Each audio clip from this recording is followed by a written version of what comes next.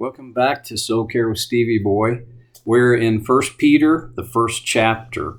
And today we're ready for what I think may be, for me anyway, the most difficult admonition in all of the New Testament.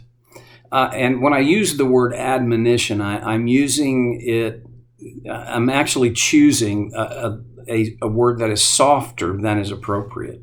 Because what Peter writes here is it's a command. It's in the imperative.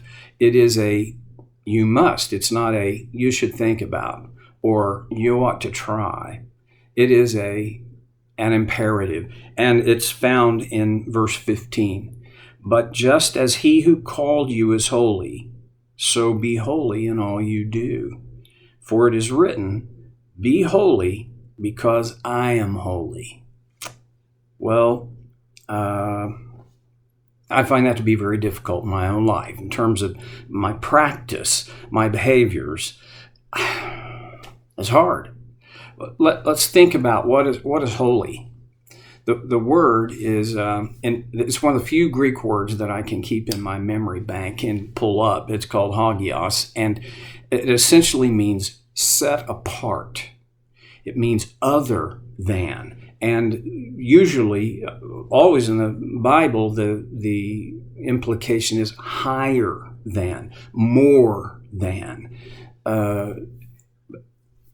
It is the number one adjective for the character of God. God is holy. And Peter references from the book of Leviticus God's words to the children of Israel, and then to us, be holy because I am holy. That's a pretty tall order. One of the aspects of holiness is perfection. I struggle, there's the rhythm, I struggle with the word and the idea of being holy. I can't pull that off. I mean, try as I may, I will never pull off perfection. And I think God knows that. So if it doesn't mean live perfectly, never make a mistake, never have a misstep, never miss the mark. If it doesn't mean that, what could it mean? Well, everybody probably ought to have their own view on this. Here, I'm going to just give you my opinion, my view, the thing that works for me, it makes best sense for me. When Peter writes, but just as he called you is holy, so be holy in all you do. Well, this is the opposite side of the coin. He talked about the one side of the coin in the verse previous, in verse 14, as obedient children, do not conform to the evil desires you had when you lived in ignorance. And we talked about that last time. Before we say yes to Jesus, before he begins his work of transformation in our lives, we are stuck living in ignorance, and all we know to do is all we know to do. And mainly what it has to do with is satisfying what we think our needs are.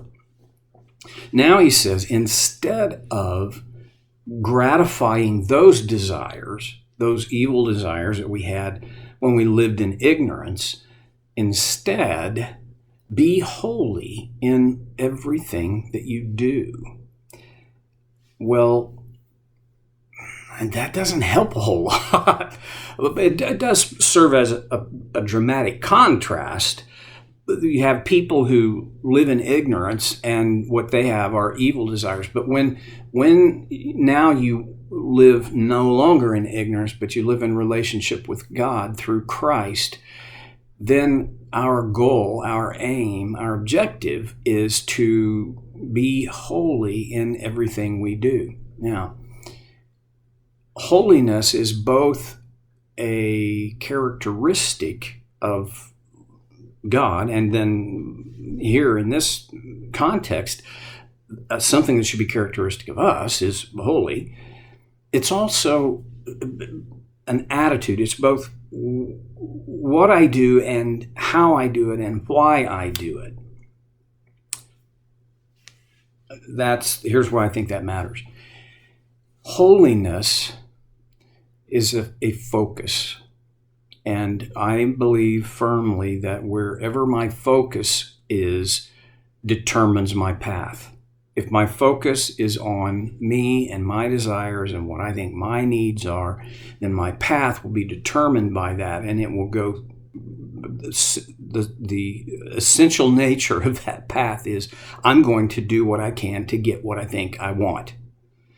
And I'll probably convince myself that what I want is what I need. And so that focus will determine my path.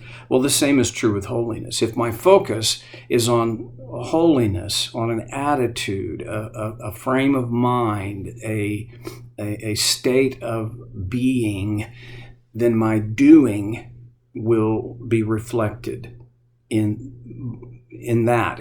Does that make any sense? It's as though, again, if my focus is holiness, then my path of behaviors and choices will be determined by that focus. And if my focus is to consider the nature of God, His holiness, and how He is, and I use that as a filter, a grid that I run my decisions through, and my behaviors and actions through that grid, will this reflect God's nature, His character? And essentially, that's what His holiness is. I don't think I can do that perfectly. Here's the only thing that gives me any kind of hope on this whole holiness thing, is when I said yes to Jesus on His terms, when you said yes to Jesus on His terms, something miraculous and divine happened in us. And it is that now God sees the holiness of Jesus when He looks at me and you. God sees Christ in His holiness, His perfection, because perfection is part of holiness. So, does God not notice my imperfection? Does He not notice my sin? No, He sees everything, but His focus is not on that. His focus is on the holiness of Jesus in me. When He looks, He chooses to see Christ in me.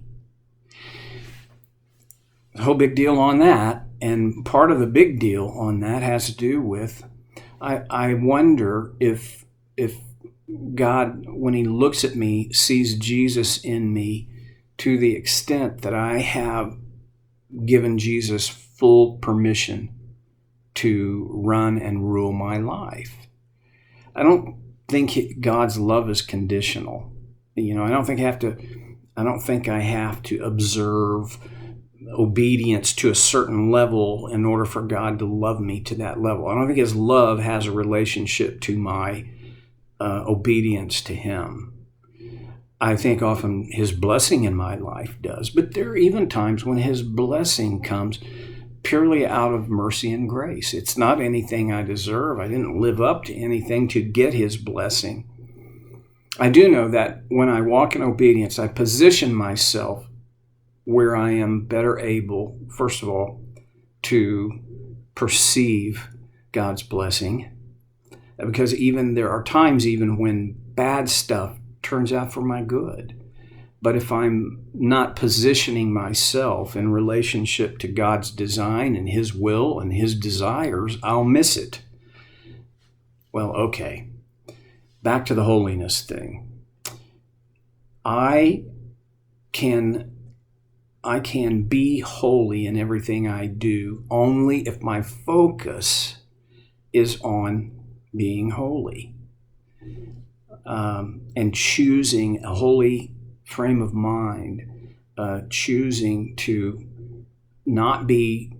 In that verse 14, Peter uses that word that Paul used in Romans 12, where Paul's admonition is, do not be conformed any longer to the pattern of this world, but be transformed by the renewing of your mind. And here Paul says, as obedient children, do not conform to the evil desires you had when you lived in ignorance.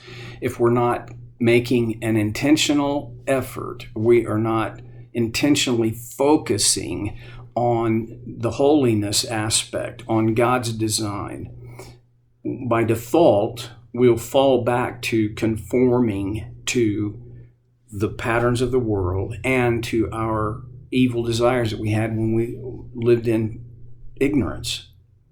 Be holy because I am holy. Now that's from Leviticus, and it seems a very biting, to me at times, impossible command. I can't be perfect. I mean, I'm human. And by the way, God, you made me. You know this about me. Okay, be holy because I am holy. Could it be that God is saying, because you are my child, you bear my image. And in bearing my image, part of what you bear is my holiness. Be holy because I am holy. I have 3 daughters. All 3 of them have more or less fair skin. I have fair skin. You have fair skin because I have fair skin. That's just part of the hereditary thing. We are God's kids. We're His children. We are His offspring. And the only way we can be holy is because we are capable of reflecting our heredity. It's not genetic, not physically, not biologically, but spiritually. There is this genetic. We can bear the image of God. We do bear the image of God. And to whatever degree we focus on His holiness being worked out, being lived out in our decisions, attitudes, decisions, and behaviors, we can be holy because He is holy. I don't think I gave anybody any extra help there. It still comes down to, where is my focus? I will never be holy until setting my focus on this nature of God, His holiness. I'll never bear that part of His image accidentally, I don't think. Well, the next part of what Peter writes needs full-time looking at, so I'm going to end early. Don't faint. But I have to go back to what are we going to do about what we've talked about today? What do you do about this holy thing? How do you do something with that concrete in your life? I'm just going to suggest this one thing. Make it your goal. Set your heart on today, focusing on God's holiness. Now, one thing I will say about this kind of focus, when we focus on holiness, it calls into play 2 competing things that seem always to compete in every human. One is pride, and the other is humility. You cannot be holy. You cannot do everything, be holy in everything you do. That's never going to happen if you're doing it in pride, because holiness excludes pride. Holiness is never possible. Living holy lives, our behaviors reflecting this nature of God, is impossible without humility. Pride excludes it.